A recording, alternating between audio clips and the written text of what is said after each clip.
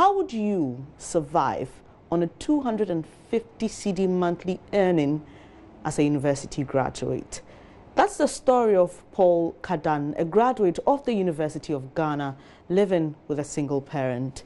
In our Survivor series, following the lives of Ghanaians who live below the national minimum wage, Paul opened up to my colleague, Justice Beidou.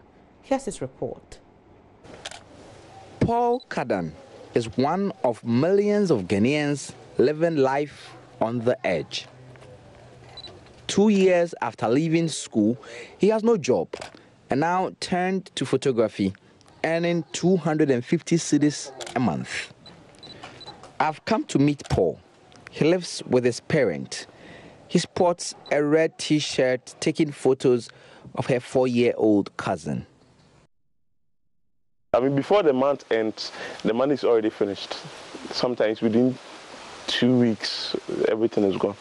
2 weeks, 3 weeks, everything. So I've never bought anything new since I started photography. I'm yet to maybe save a part and then buy something new. But since I started, everything goes into consumption. Yeah.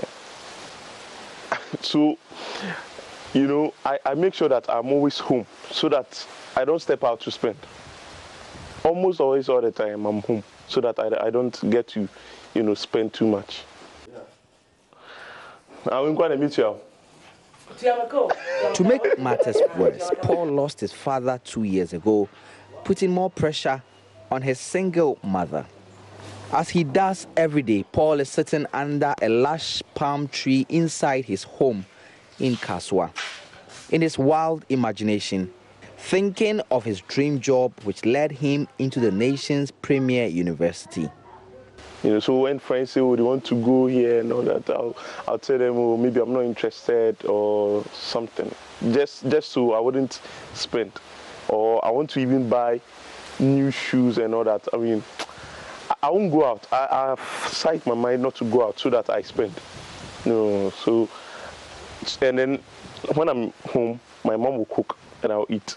So there's no need for me to spend too much, especially in the evenings. It is only maybe in the morning and afternoon that I have to buy food myself, and then, yeah. Paul may be one person, but his case is just a scene from a bigger story. When the World Bank commissioned a study into the subject, it concluded close to half of all young Ghanaians were out of job. My course mates, we all have a group page that we are all on. And we are almost always free on the page. We are chatting. It tells me that, and a lot of them will complain that there are no jobs, so the government should be, you know, do something about it. We all see it on the page, and so it tells me that indeed a lot of my colleagues have, you know, no job. Many of the young people in this bracket struggle to survive every day, hoping that change will happen soon. Justice Beidou, Joy News, Kasoa.